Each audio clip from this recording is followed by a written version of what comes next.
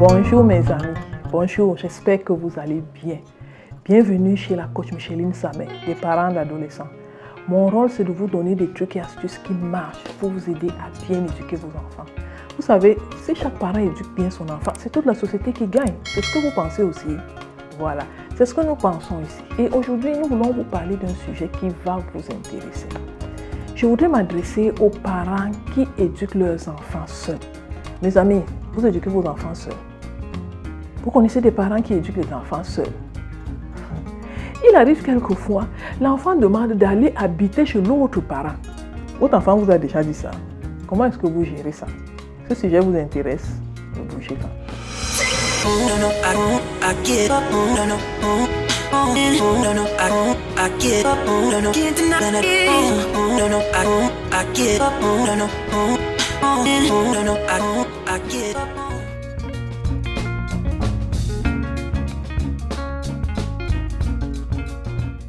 Franchement, il faut répondre à cette question. Pourquoi vous vous êtes séparés? Pourquoi vous n'êtes plus avec l'autre parent de l'enfant là? Est-ce à cause de votre mauvais caractère? Est-ce à cause de son mauvais caractère? Est-ce qu'il est décédé? Est-ce qu'elle est décédée ou s'est mis avec quelqu'un d'autre? Pourquoi vous vous êtes séparés? Je vous en prie, c'est très important. Parce que quelquefois, c'est là la clé du comportement bizarre de vos enfants. Vous savez, lorsque le parent a un enfant, c'est à lui que revient la charge d'éduquer son enfant et de l'élever. Ce n'est pas pareil. Élever l'enfant, c'est lui donner tout ce qu'il faut pour sa subsistance, vous comprenez? Ça veut dire que vous devez le loger, le nourrir, le blanchir, le soigner, l'habiller, tout ça. Ça, c'est élever l'enfant. Éduquer maintenant l'enfant, c'est de lui donner les compétences qui lui permettent d'être utile pour lui-même lorsqu'il sera adulte, mais aussi pour la société. Vous comprenez? Ça, c'est votre rôle. Vous qui gardez l'enfant, c'est votre rôle. Et vous l'avez fait depuis que l'enfant était tout petit. Mes amis, qu'est-ce qui se passe là maintenant que l'enfant veut aller vivre chez l'autre parent? Qu'est-ce qui est arrivé? Vous lui mettez trop de pression. L'enfant commence à être conscient de vos mauvaises habitudes, vos écarts de conduite. Est-ce qu'il y a le défilé d'hommes ou de femmes chez vous que l'enfant n'arrive plus à supporter?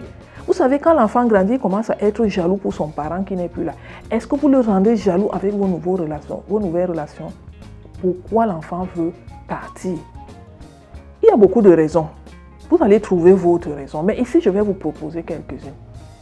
Première raison, l'enfant idéalise le parent qui n'est pas là. Parce que vous, avec qui il est là, avec la familiarité, il connaît tous vos défauts. Vous êtes en train de lui mettre de la pression. Il faut faire le ménage, la cuisine, ainsi de suite. Ce n'est pas évident. Donc l'enfant se dit, au moins si c'est mon père qui était là, au moins si c'était ma mère, on n'allait pas me demander tout ça. Vous comprenez? L'enfant idéalise le parent qui n'est pas là. Deuxième chose, il y a quelque chose dans la maison là qui fait que l'enfant ne veut pas vivre là-dedans. Vous comprenez pourquoi je vous ai posé la question au début que l'autre parent est parti où? N'est-ce pas? Pourquoi l'enfant ne veut plus vivre dans cette maison? Moi-même j'ai des enfants, vous le savez. Quelquefois c'est facile de mettre la faute sur l'enfant. Oui, il est têtu, il ne comprend pas, il veut faire à sa tête. Moi, je ne veux pas le laisser faire à sa tête. Oui, c'est très bien. Mais est-ce que quelque part, l'enfant n'a pas raison? Mes amis, posez-vous la question, répondez-vous à cette question. Pourquoi l'enfant veut partir? Est-ce que vous avez commencé à amener les hommes et les femmes dans la maison à faire le défilé au point où l'enfant commence à être mal à l'aise pour son parent qui est parti?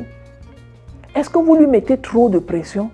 Est-ce que votre travail vous absorbe au point où vous ne tenez plus compte de lui? Il se sent délaissé. Peut-être que l'enfant a même des choses à vous dire. Est-ce que l'enfant commence à être un adolescent ou même un préadolescent? Vous comprenez? Peut-être qu'il a même des choses qu'il veut vous dire. Vous n'êtes même jamais là. Quand vous êtes là, vous êtes sur WhatsApp, vous êtes en train de regarder les émissions de sport. Il se sent seul. Peut-être que vous avez refait votre vie. Peut-être que vous avez d'autres enfants. Et vous donnez toute votre attention aux autres enfants. Lui qui est l'enfant d'eux. Vous ne prenez pas soin de lui. Peut-être qu'il vous rappelle son parent qui est parti. Bref, pourquoi l'enfant là veut partir de cette maison? Mes amis, répondez à cette question. Qu'est-ce qu'il faut faire? C'est pour ça qu'on est là, n'est-ce pas? Voilà. La première des choses que vous allez faire, c'est asseoir votre enfant pour lui parler. Posez-lui la question que je viens de vous poser. Sincèrement, mon ami, pourquoi tu veux partir?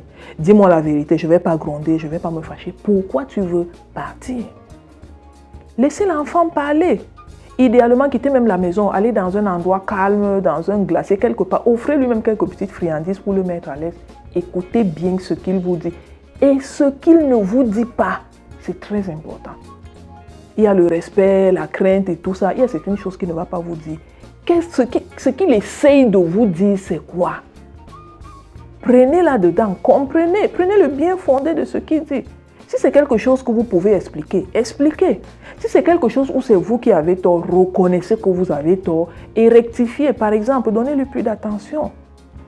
Mon chéri, tu es rentré de l'école, qu'est-ce qu'on a dit, comment ça s'est passé, tu disais que ton ami était malade, ainsi de suite. Rentrez dans sa vie, redevenez son ami. Vous avez compris? Il faut absolument que vous compreniez pourquoi il veut partir. Il faut que vous lui donniez des explications sur ce qu'il a dit. Maintenant, si vraiment c'est pertinent, mais ravalez votre orgueil, voyez l'autre parent. Demandez-lui, sa situation est comment? Est-ce qu'il pense qu'il pourrait reprendre l'enfant? Si même il ne peut pas reprendre l'enfant, est-ce qu'il peut le prendre pour le week-end, juste pour quelques jours, juste pour soulager un peu l'enfant et puis vous le reprenez? Je suppose que vous êtes deux adultes, vous êtes matures maintenant, dites-vous la vérité. Parce que ce que vous cherchez, c'est l'intérêt de l'enfant. Si l'autre parent est d'accord, de temps en temps, envoyez-le là-bas. Et s'il vous plaît, lorsque l'enfant va revenir, ne lui demandez pas qu'est-ce qu'on lui a fait de mal là-bas. Nous, les parents, on aime beaucoup ça, surtout nous, les femmes. Ne demandons pas à l'enfant, on t'a même gardé là-bas, tu mangeais même, on te faisait même quoi? Non, non, non, ne faites pas ça.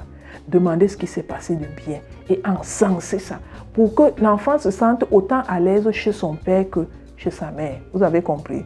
Si vous réussissez à trouver cet équilibre entre le père de l'enfant ou la mère de l'enfant et vous-même, l'enfant va être équilibré. Rappelez-vous, si l'enfant veut partir de chez vous, ce n'est pas pour rien. Si vous réussissez à vous remettre en question, vous trouverez un équilibre et la vie sera plus facile.